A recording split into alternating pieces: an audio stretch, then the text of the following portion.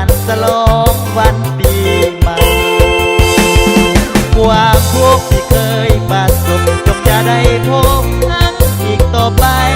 สุดสิ้นไปเสียสิ่งที่เศร้ามองใจสุดสิ้นไปเสียสิ่งที่เศร้ามองใจความสีวิไลจงได้มาแทนที่เฮฮาหัวยิ้มเย็นเอ่ยอย่าโศกไปเลยครั้งเดียว1 ปีวันนี้เลิกงามยามดีวันนี้เลิกงามยามดีเอามาสบายดีปีใหม่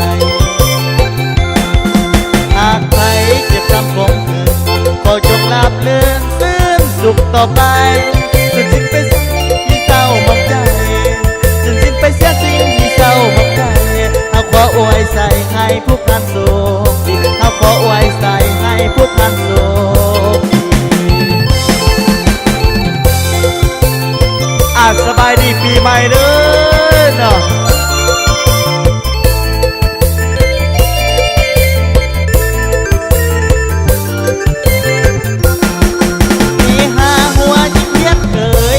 โศกไปเลยครั้งเดียว1 ปี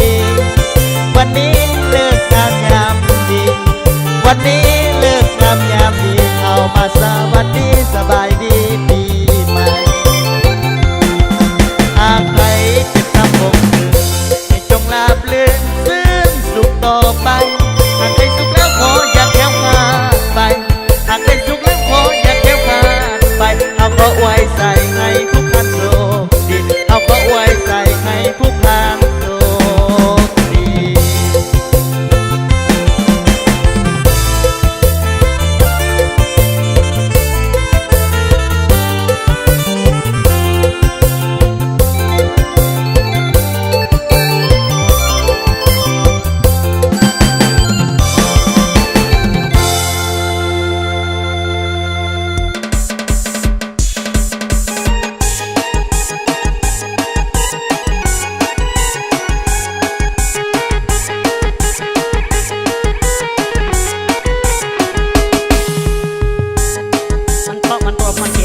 ระทมลือไทยมันก่อนละถ้วยไปทั้งไก่เมื่อปู่เศร้าเฮาสีเขาดันหอ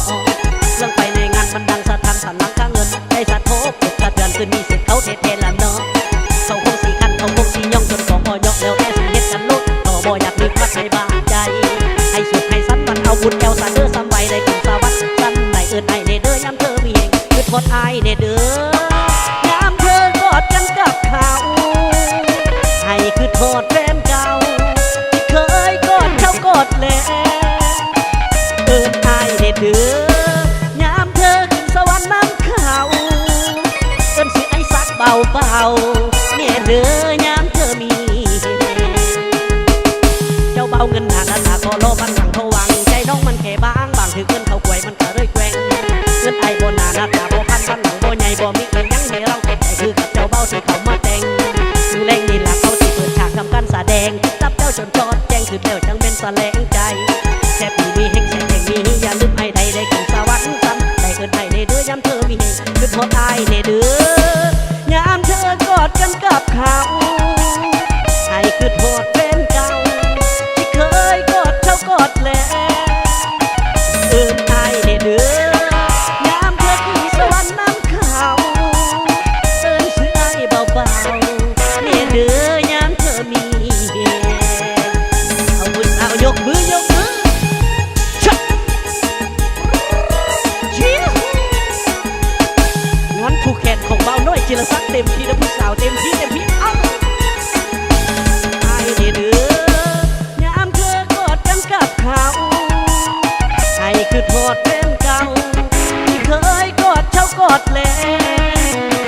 เอิ้นไอ้เนี่ยเด้อยามเธอขึ้นสวรรค์น้ำเขาเอิ้นชื่อไอ้เบาๆเนี่ยเด้อยามเธอมีเจ้าเบาเงินหนาตาขอรอบันหลังโทวังใจน้องมันแค่บางถือเงินเขากวยมันก็เลยแกว่ง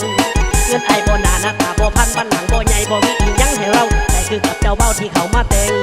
มือแรงนี่ล่ะเขาสิเปิดฉากทำการแสดงกินตับเจ้าจนชดแจ้งคือแล้วจังเป็นแสลงใจแซ่บแห่งมีแซ่บมีแห่งอย่าลืมไอ้ใดได้ขึ้นสวรรค์สั่นได้เกิดไอ้ในเด้อยามเธอมีแห่งคือทอดไอ้ในเด้อยามเธอขึ้นสวรรค์น้ำเขาให้คือ คือทอดใจ